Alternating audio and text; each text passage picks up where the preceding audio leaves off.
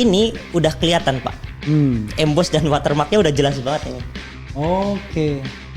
Maksud Anda kok bisa begitu gitu ya? Iya, kok bisa begini? Ini udah bukan source-nya Dian Sandi dong. Kalau misalkan kita ngelihat secara kasat mata aja, wah ini udah jelas banget tuh Universitas Gadjah Mada di situ. Algoritmanya sangat keren kalau misalkan bisa gitu. Oke. Itu apalagi kalau misalkan itu bisa dipakai kalau misalkan ada CCTV yang mukanya nggak jelas tiba-tiba jadi jelas tanpa AI gitu. Oke.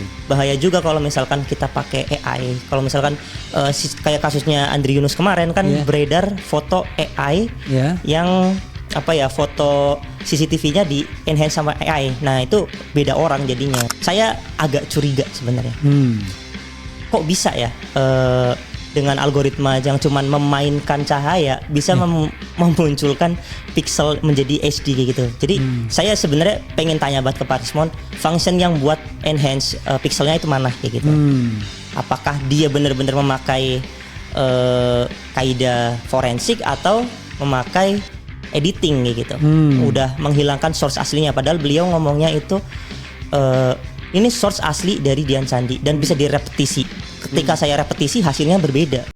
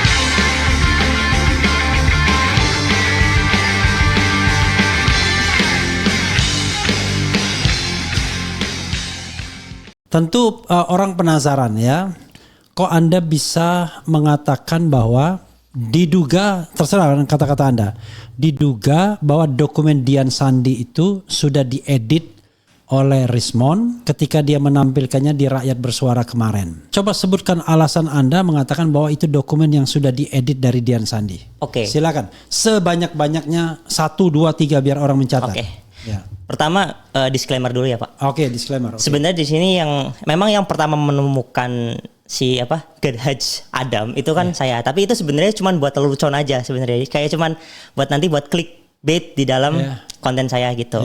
Nah, saya tuh sebenarnya nggak tahu apakah memang itu disengaja atau enggak. Itu kan. Jadi nggak tahu nih, mungkin ada security atau apa gitu kan. Tapi yang paling penting adalah di dalam sebuah citra. Nah, ada satu objek dan objek itu memiliki garis tepi. Ya. Garis tepi. Sorry, saya klarifikasi. Ya. Gadhaj Adam itu ada atau enggak? Ada. Tapi saya nggak tahu apakah itu hasil AI atau hasil memang itu aslinya kayak gitu. Saya di situ benar-benar nggak ngeluarin statement apa-apa. Yang saya pengen tekanin adalah. Oke, sorry, itu ada ya? Itu ada. Ada ya, aja. Tapi ada. apakah kemudian AI-nya keliru? Apakah UGM-nya keliru? Anda tidak mengeluarkan statement apa-apa? Nggak mengeluarkan statement itu. Yang penting ada itu. Yang penting itu ada dan itu sudah lucu menurut saya. Oh, iya, jadi okay. Saya tampilkan di video saya gitu. Nah, sementara itu fokus utamanya adalah algoritma yang dipresentasikan oleh Pak Rismon. Yang Pak Rismon bilangnya itu ini bisa dicoba semua orang kayak gitu. Nah, karena alasan itu maka saya nyobalah algoritma itu. Saya benar-benar menyamakan algoritmanya dengan apa yang ditampilkan oleh Pak Rismon. Nah, ternyata boleh di-share. Gak usah bilang Pak Rismon aja. Ya. Karena ini kayak jurnalistik biasanya egaliter. Sebenarnya saya lebih ini sih Pak, kayak respect aja. Kan dulu pernah bareng, tapi karena It's up to you. Gak apa-apa. Ini sudah ditampilkan. Sabar ya sobat era sekalian, karena pengen ditampilkan ya kita tampilkan kan, karena ini live soalnya bukan tapi nanti versi yang tidak live-nya kita akan tampilkan biar lebih baik lagi. Oke, silakan. Di sini sudah kelihatan ya Pak. Di sini Pak Rismon nge-share tentang algoritma matematiknya dan implementasinya di dalam coding. Tapi di sini jujur ada yang kurang Pak, yaitu function divergence yang di sini self divergence dan self move ya di situ. Nah, Poisson solve itu nggak ditampilkan oleh Pak Rismond, padahal itu adalah rumus intinya kayak gitu. Jadi ini kayak cuman pemanggilan fungsi di dalam divergence dan Poisson solve ini. Oke. Karena ini untuk orang awam ya, saya berusaha memotong Anda. Jangan marah ya saudara sekalian. Rumus intinya justru tidak ditampilkan tadi kan? Functionnya. Function intinya. Bukan intinya sih, lebih sebagian function yang penting. Oh, sebagian function yang penting tidak ditampilkan oleh Rismond. Ya. Pertanyaannya, menurut pengetahuan Anda, mengapa? Saya lebih ke nggak peduli. Memang mungkin keterbatasan gambar ya. Nah, tapi kan ada perhitungan matematis di sini. Nah, saya juga bisa mengimplementasikan itu dari untuk pemanggilan fungsi ini. Seperti itu. Jadi dan di sini itu secara orang awamnya ya Pak. Ini kan ada dua pembagian gitu kan. Pokoknya ada yang dibagi-bagi. Nah, itu kita mengimajinasikannya tuh gini. Pixel itu kayak kontrasnya digelapin. Pokoknya kayak tone mappingnya yang kayak ditampilkan oleh Pak Joshua Sinambela dulu. Itu hampir mirip kayak gitu. Nah, terus dia dipisah-pisah per pixelnya, terus dihitung dari kanan ke kiri, dari kiri ke kanan, terus dari bawah ke atas. Lalu itu kan tadi di bagian pertama dipisah-pisah itu kan. Nah, di bagian kedua tuh digabungin lagi. Nah, ini yang Poisson solve itu, seperti itu. Nah, akhirnya dapatlah rumus atau coding atau algoritma ini. Di situ yang saya sangat-sangat pertanyakan, tidak ada penambahan pixel atau enhance pixel. Nah, yang bisa dikatakan bahwa ini sebenarnya tidak mengubah terlalu jauh source aslinya dari ini dari Dian Sandi. Ya. Nah, pertanyaannya, mengapa bisa muncul watermark, huruf garis tepi yang sangat jelas gitu. Itu kan seperti sulap gitu ya Pak. Sementara kita harus logika gitu. Di dalam matematika itu harus akuntabilitasnya kelihatan. Preservation of equality gitu. Persamaan dari sebuah sama dengan ketika prosesnya itu bahannya itu nggak sama dengan output, itu berarti kan ada something wrong gitu di situ. Nah, maka saya mencoba untuk mengimplementasikan dengan ini coding saya sendiri kayak gitu. Jadi ini benar-benar dari Pak Rismond semua. Ini bisa dilihat gradient domain ya katanya. Saya coba running di sini, load image, screenshot. Sebentar Pak, saya cari source dari Dian Sandi. Ini source asli dari Dian Sandi. Kita menunggu prosesnya. Bisa dilihat ya di sini. Nah, ini teknik yang sama yang digunakan oleh Pak Rismond untuk menampilkan gambar dari ijazah dari Dian Sandi ini. Bisa dilihat di sini untuk gelap terangnya itu mirip ya Pak. Untuk gelap terangnya mirip sama kayak yang mempunyainya Pak Rismond. Tapi di sini bisa dilihat kalau misalnya kita zoom, itu hurufnya itu nggak kelihatan atau hancur. Jadi memang garis tepi dari huruf watermarknya itu sebenarnya harusnya udah nggak ada gitu, udah rusak gitu. Nah, di sini saya agak curiga sebenarnya. Kok bisa ya dengan algoritma yang cuman memainkan cahaya bisa memunculkan pixel menjadi HD kayak gitu. Jadi saya sebenarnya pengen tanya banget ke Pak Rismond, function yang buat enhance pixelnya itu mana kayak gitu. Apakah dia benar-benar memakai kaidah forensik atau memakai editing kayak gitu. Udah menghilangkan source aslinya, padahal beliau ngomongnya itu ini source asli dari Dian Sandi dan bisa direpetisi. Ketika saya repetisi hasilnya berbeda kayak gitu. Seperti itu Pak. Jadi intinya adalah yang ingin Anda katakan kan pada penelitian yang lama dia tidak menemukan watermark, ya kan? Pada penelitian sebelum tanggal 11 Maret lah, sebelum dia minta RJ. Dan sebagai peneliti profesional yang bergelar doktor katakanlah kan dari Yamaguchi University, ya saya juga bertanya-tanya, kok bisa selalai itu? Dulu tidak menemukan watermark, sekarang menemukan watermark hanya dengan apa tadi? Kira-kira dengan pencahayaan atau apa gitu ya? Tone mapping lah. Oke. Gradient domain bilangnya dia, Ya, tapi sama aja tone mapping. Ya, tone mapping, gradient domain. Yang saya sendiri nggak paham sebenarnya. Tetapi intinya adalah bagi mata orang awam kayak saya ya, dan pakai logika saja. Loh, kalau Anda profesional, kan Anda harusnya lebih tahu dari siapapun bahwa di situ ada watermark. Masa Anda 11.000 triliun macam-macam dan lain sebagainya selama hampir setahun Anda ngata-ngatain dokumen itu adalah palsu, tiba-tiba Anda berubah dengan mengatakan saya hilap, saya nggak tahu. Lalu ternyata setelah saya katakanlah tone mapping dan lain sebagainya, tiba-tiba muncullah simsalabim watermarknya. What? Nah itu sendiri kan kita kan sebagai orang awam kan bertanya-tanya kok bisa begitu gitu loh. Dengan mata telanjang kita lihat nggak ada watermarknya. Ya. Kalaupun ada tipis banget barangkali. Tipis banget. Sementara kita tahu bahwa yang namanya watermark itu di beberapa tempat tuh jelas banget. Di fotokopi pun berkali-kali watermark kelihatan. Ya. Nah ini apa yang Anda temukan lebih lanjut sesungguhnya? Ya, sebenarnya dari dulu itu artefak watermark itu kelihatan tapi tipis banget, bener kata Bapak tadi. Nah, sehingga kalau misalkan kita nge-tweak image ini itu nggak bakal kelihatan. Nah, makanya yang tipis-tipis ini itu bisa dilihatin juga. Pas saya dulu menampilkan yang wavelet itu sebenarnya sudah ada artefak-artefak sangat samar dan itu mungkin diduga watermark gitu. Nah, kalau misalkan yang tone mapping ini itu bisa memaksa untuk memunculkan watermark yang sangat tipis ini kayak gitu. Tapi nggak sampai huruf-hurufnya gitu, Pak. Kayak cuman artefak cuil-cuilan gitu. Oke. Ya, intinya adalah gini. Intinya dulu ada artefak yang diduga watermark, yang diduga ya. Yang diduga. Kita nggak tahu apakah itu watermark betul atau bintilan-bintilan apa gitu kan. Dan cuma yang jadi masalah adalah dokumen Dian Sandi itu menurut Anda dipotret. Dokumen sangat jelas ini potret. Ya.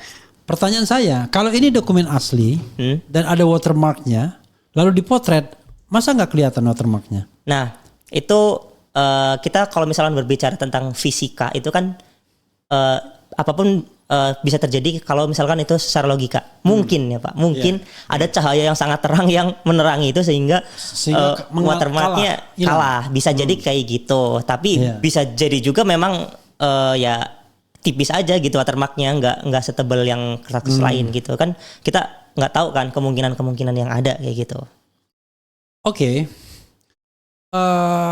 Yang jadi Anda masalahkan itu adalah yang tadinya tipis dan kita tidak tahu apa watermark atau bukan, tiba-tiba jadi jelas. Jadi sangat jelas, sangat terang. Dan dalam keterangan tersebut ada tertulis Gajah Adam. Nah ini yang kemudian menjadi persoalannya. Itu yang Anda sampaikan. Tapi ketika Anda bicara tentang garis tepi tadi, yang tidak sama dengan source aslinya, kenapa garis tepi di Richmond itu tegas, lebih tegas? Garis tepi itu kita ngambilnya H di dalam sebuah citra ya Pak. Jadi misalkan contohnya gambar tangan.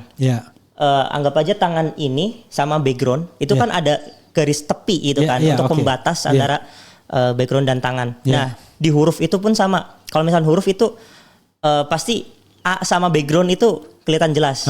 Sementara source-nya Dian Sandi itu sangat rusak garis tepi hurufnya. Oh, garis tepi huruf ya? Ya, garis tepi hurufnya. Garis tepi huruf yang diduga banyak hasil editan itu kelopak-kelopak. Nah, tapi di Richmond garis tepi itu jadi tegas. Jadi tegas dan jelas. Nah, ini yang diduga kemudian dokumen Dian Sandi diedit gitu atau bagaimana? Iya, diduga seperti itu. Kecuali memang Pak Richmond bisa menampilkan functionnya, saya langsung bisa meralat gitu dan bisa diuji coba juga ya Pak. Saya bisa mencoba dan hurufnya itu jadi jelas. Itu menurut saya algoritma yang sangat keren kalau misalkan bisa gitu. Itu apalagi kalau misalkan itu bisa dipakai kalau misalkan ada CCTV yang mukanya nggak jelas tiba-tiba jadi jelas tanpa AI gitu. Bahaya juga kalau misalkan kita pakai AI. Kalau misalkan kayak kasusnya Andri Yunus kemarin kan beredar foto AI yang foto CCTV-nya di enhance sama AI. Nah itu beda orang jadinya. Jadi berbahaya kalau misalkan kita nggak tahu penempatan itu. Nah menurut Anda ketika dia mengenhance so-called watermark itu yang bintik-bintik itu menggunakan apa? AI juga? Kalau saya lihat lebih ke Photoshop sih Pak. Photoshop.